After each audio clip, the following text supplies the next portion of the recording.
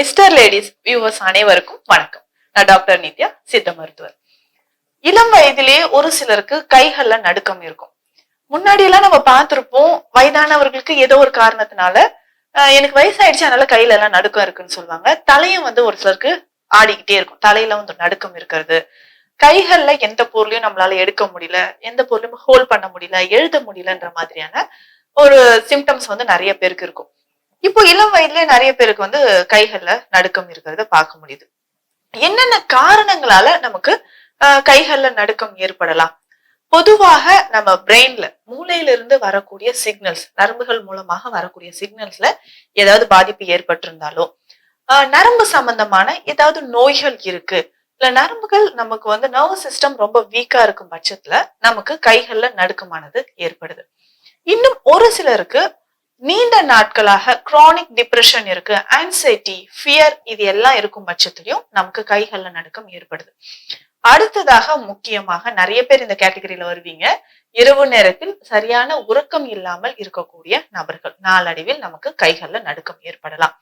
அடுத்து முக்கியமாக vitamin deficiency இருக்கக்கூடிய நபர்கள். இதுல முக்கியமா சொல்லணும்னா விட்டமின் பி டுவெல் டிஃபிஷியன்சி இருந்தாலும் கைகள்ல நடுக்கம் ஏற்படுது. இல்ல ஸ்டாமினா குறைவாக இருக்கு, இல்ல இம்யூனிட்டி நமக்கு குறைவா இருக்கு, இந்த மாதிரி கண்டிஷன்லயும் கைகள்ல நடுக்கமானது ஏற்படலாம். இதையும் தாண்டி பார்த்தோம்னா இப்போ நிறைய இளம் வயதில் இருக்கக்கூடிய ஸ்கூல் கோயிங் சில்ட்ரன்ஸ் கூட நமக்கு வருது. இதுக்கு ஒரு சிறந்த உதாரணம் பார்த்தோம்னா, இப்போ லாஸ்ட் வீக் நம்ம கிளினிக் ஒரு நபர் வந்திருந்தாரு. அவர் சொன்னாரு, என்னோட மகனுக்கு கைகளை ரொம்ப நாளா நடுக்கம் இருக்கு. சோ அப்போ அவர் பாத்தீங்கன்னா நியர்லி 9th or 10th படிச்சுட்டு இருக்கிற ஏஜ்.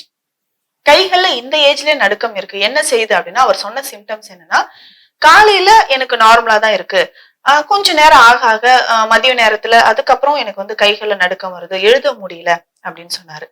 இரவு நேரம் வரைக்கும் அந்த நடுக்கம் இருந்துகிட்டே இருக்கு. இல்ல எனக்கு ஏதாவது எக்ஸாம் போகும்போதோ, இல்ல ஏதாவது நான் மறந்துட்டேன், எக்ஸாம்ல நான் மறந்துட்டேன்னு ஒரு ஃபியர் வரும்போது ரொம்ப நடுக்கமாகுது, அதிகமா ஸ்வெட்டிங் ஆகுது அப்படின்னு சொன்னாரு. சோ இது என்னன்னா, சைக்காலஜிக்கலாவும் நம்ம பார்க்க வேண்டிய ஒரு விஷயம். ஃபியர் இருக்கு, ஆன்சைட்டி இருக்கு, நம்ம மறந்துருவோமோ, படிச்சது எல்லாமே எக்ஸாம்ல மறந்துருமோன்ற ஒரு பயத்திலையும் இந்த நடுக்கம் ஏற்படுது. அதே மாதிரி நான் நிறைய பேர் சொல்லுவோம், நமக்கு எனக்கு நரம்பு தளர்ச்சி இருக்குங்க, அப்படி நரம்பு தளர்ச்சி இருக்கு அதனால கை நடுங்குது, கால் நடுங்குதுன்னு சொல்லுவோம். நரம்பு தளர்ச்சின்னா நர்வ் சிஸ்டம்ல இருக்கக்கூடிய ஒரு வீக்னஸ், ஜெனரல் வீக்னஸ். பொதுவா இந்த நரம்புகளில் பாதிப்புகள் இருக்கக்கூடிய நபர்களுக்கு பார்த்தோம்னா, ஒண்ணு அதிகமான வலி இருக்கும். நரம்புகளில் பாதிப்பு இருக்குன்னா செர்விக்கல் ஸ்பாண்டிலோசிஸ் மாதிரியான கண்டிஷன்ல இந்த நரம்புகள் பாதிப்பு ஏற்படும் போது நம்ம கைகள்ல, ஷோல்டர்ல, ஃபிங்கர்ஸ், டிப்ஸ் வரைக்கும் நமக்கு பெயின் ரேடியேட் ஆகிறத பார்க்க முடியுது. அதிகமான வலி இருக்கும். இல்லைன்னா நமக்கு நடுக்கமானது ஏற்படுறத பார்க்க முடியுது. இன்னும் ஒரு சிலருக்கு பார்த்தோம்னா பார்க்கின்சன் மாதிரியான டிசீஸ். பார்க்கின்சன் டிசீஸ்ல என்ன ஆகும்னா, டிப்பிக்கலா கைகள் இன்வாலன்டரியா நமக்கு நடுங்கிக்கிட்டே இருக்கிறத பார்க்கலாம். கைகள் எப்பவுமே ஒரு ஸ்டிஃப்னஸ் இருக்கும். அவங்களால எந்த பொருளுமே ஹோல்ட் பண்ண முடியல, எழுத முடியல, ஸ்டெப்ஸ் ஏறும்போது ஹேண்ட்ல பிடிக்க முடியல, லாக் ஓபன் பண்ண முடியல, இந்த மாதிரியான நிறைய ப்ராப்ளம்ஸ் அவங்க சொல்லுவாங்க. பார்க்கின்சன் டிசீஸ்லயும் கைகள்ல ஒரு நடுக்கம் இருந்துகிட்டே இருக்கும். இது டிபிக்கலா சொல்லணும்னா பில் ரோல் மூவ்மெண்ட்னு சொல்லுவோம். இல்ல கையில ஏதோ ஒரு மணியை வச்சு, ஒரு பீட்ஸ் வச்சு உருட்டிக்கிட்டே இருந்தா எந்த மாதிரி இருக்குமோ அந்த மாதிரி கைகள்ல ஒரு நடுக்கம் எனி டைம் நமக்கு ஒரு நடுக்கம் இருந்துகிட்டே இருக்கும். இந்த மாதிரி பார்க்கின்சன் டிசீஸ்லயும் இந்த பிரச்சனைகள் வருது.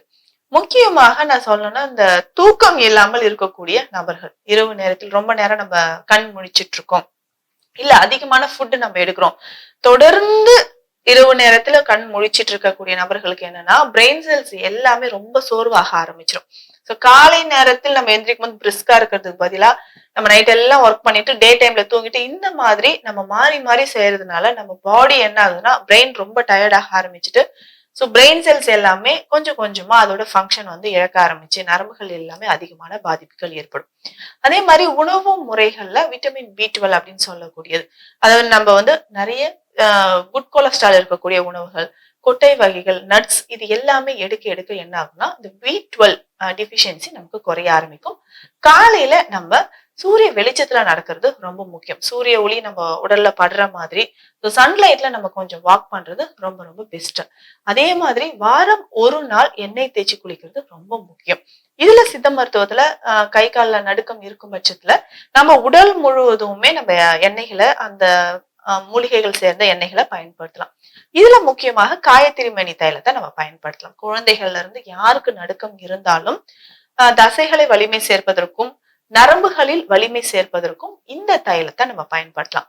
காயத்திருமேனி தைலத்தை தலையில இருந்து உடல், கழுத்து, கைகள்ல முக்கியமா நம்ம நல்லா மசாஜ் கொடுத்துட்டு அதுக்கப்புறம் வெந்நீர்ல நம்ம குளிக்கலாம். குளிக்கிறதுக்கு முன்னாடி கொஞ்சம் புகை போட்டாலும் நல்லது. புகை அப்படின்னு சொல்லும்போது முன்னாடி நம்ம சாம்பிராணி புகையை போடுவோம் குளிச்சதுக்கு அப்புறம். இதுல நம்ம சில மூலிகை கட்டைகளை சேர்த்து அந்த புகையை நம்ம பயன்படுத்தினா இன்னும் சிறப்பான பலனை நமக்கு கொடுக்கும். இதுல அகில், தேவதாரு, மருதம்பட்டை, மாவிலங்கப்பட்டை, அர்ஜுனா மரப்பட்டை இந்த மாதிரி மரப்பட்டைகள் இருந்தாலும் இதுல கூட நம்ம வீடுகள் அருகிலே கிடைக்கக்கூடிய வேப்ப மரப்பட்டை இருந்தாலும் சேர்த்து இந்த புகையை எண்ணெய் நல்லா தேய்ச்சிட்டு ஒரு 1/2 மணி நேரத்துக்கு அப்புறம் புகையில கொஞ்ச நேரம் நம்ம இருந்ததுக்கு அப்புறம் வெந்நீர் வச்சு நம்ம குளிச்சுட்டு வரும்போது இந்த நடுக்கமானது குறைய ஆரம்பிக்கும். குறிப்பா ஸ்டாமினா குறைவா இருக்கு, இம்யூனிட்டி குறைவா இருக்கு, விட்டமின் B12 டிஃபிஷியன்சி இருக்குன்னு சொல்லுவாங்க, கஜூர்காயை பயன்படுத்தலாம். கஜூர்காய் அப்படின்னு சொல்றது நம்ம பேரிச்சம்பழம் காயா இருக்கக்கூடிய ஸ்டேஜ்ல நம்ம எடுத்து அதை நம்ம பயன்படுத்துறது.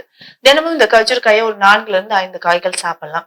அப்படி இல்லைன்னா குழந்தைகளாக இருக்கும் பட்சத்தில் இது பாலோட சேர்ந்து நல்லா கொதிக்க வச்சு நம்ம குடிச்சோம்னா ரொம்ப ரொம்ப டேஸ்டியா ஹெல்த்தியான ஒரு ட்ரிங்கா இருக்கும். கை கால் நடுக்கம் இருக்கிறவங்க கஜூர்காயை பயன்படுத்தலாம். கஜூர்காய் அப்படின்னா பேரிச்சம்பழத்தோட காயாக இருக்கும்போது நம்ம அதை பயன்படுத்துறது. இதுலயும் அதிகமான மருத்துவ குணங்களும் நம்ம உடல் ஆரோக்கியத்திற்கும் இது ரொம்ப முக்கியமானது. இது டெய்லி 4-5 காய்களை நம்ம சாப்பிட்டுட்டு வரலாம். இல்லைன்னா இதை பாலோடு சேர்த்து நல்லா கொதிக்க வச்சு எடுக்கும்போது அதிகமான சத்துக்களை நமக்கு கொடுக்குது. டெய்லி நைட்ல என்ன பண்ணலாம்னா 4-5 கஜூர்காயை தண்ணியில நல்லா ஊற வச்சுட்டு காலையில சின்ன சின்ன பீசஸா நம்ம கட் பண்ணி எடுத்துக்கணும்.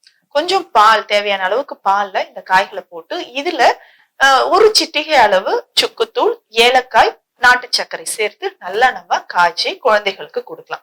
பெரியவர்களும் இதை குடிச்சிட்டு வந்தோம்னா பெண்கள் நிறைய பேருக்கு ஒயிட் டிஸ்சார்ஜ் இருக்கு, கைகள்ல நடுக்கம் இருக்கு, உடல் ரொம்ப சோர்வா இருக்கு, டயர்ட்னஸ் இருந்துகிட்டே இருக்குன்றவங்களும் இந்த கஜூர்காயை பால்ல நான் சொன்ன மாதிரி வேக வச்சு டெய்லி நம்ம குடிச்சிட்டு வந்தோம். இந்த ரொம்ப ரொம்ப ஹெல்த்தியான ஒரு ஹெல்த் ட்ரிங்க், டேஸ்டியாவும் இருக்கும், குழந்தைகள் ரொம்ப விரும்பியும் சாப்பிடுவாங்க. இதே மாதிரி கைகள்ல நடுக்கம் இருக்கு, பார்க்கின்சன் டிசீஸ் இருக்குன்றவங்களுக்கு மிக சிறந்த ஒரு மூலிகையாக சித்த மருத்துவத்தில் நிறைய மூலிகைகள் இருந்தாலும் இது முக்கியமா நம்ம கொடுக்க கூடியது என்னன்னா பூனைக்காளி விதைகளை நம்ம பயன்படுத்துறோம். இதை கர்ப்ப முறைப்படி எடுக்கும்போது இந்த பூனைக்காளி சூர்ணத்தை பாவனை செய்தும் நம்ம கொடுக்கும்போது அதிகமான பலனை நமக்கு கொடுக்குது. பிரெயின் செல்ஸ் எல்லாமே ஆக்டிவேட் ஆகிறதுக்கும் பிரெயின்ல இருந்து செக்ரேட் ஆகக்கூடிய டோபமைன், டோபமைன் செக்ரேஷன் கரெக்டா இருக்கும் பட்சத்தில் நம்ம கை கால்கள்ல நடுக்கம் அப்படின்றது குறைய ஆரம்பிக்கும். இரவு நேரத்தில் போதுமான அளவு தூக்கம், ரொம்ப டிப்ரெஷன், ஒரு ஃபியர், ஆன்சைட்டி இல்லாம சரியான நியூட்ரிஷன் நிறைஞ்சிருக்கக்கூடிய சத்துக்கள் நிறைந்திருக்கக்கூடிய உணவுகளை நம்ம எடுக்கும்போது இது கூட சித்த மருந்துகளும் சரியான அளவில் நான் சொன்ன மாதிரி சாப்பிட்டோம்னா கைகளில் ஏற்படக்கூடிய நடுக்கம், கால்களிலும் ஏற்படக்கூடிய நடுக்கம், நரம்பு தளர்ச்சி அப்படின்னு சொல்லக்கூடிய விஷயம் இது எல்லாமே மாயமாக மறைந்து போகும். இந்த பதிவு உங்களுக்கு பயனுள்ளதா இருக்கும். மீண்டும் அடுத்த பதிவில் சந்திக்கலாம். நன்றி.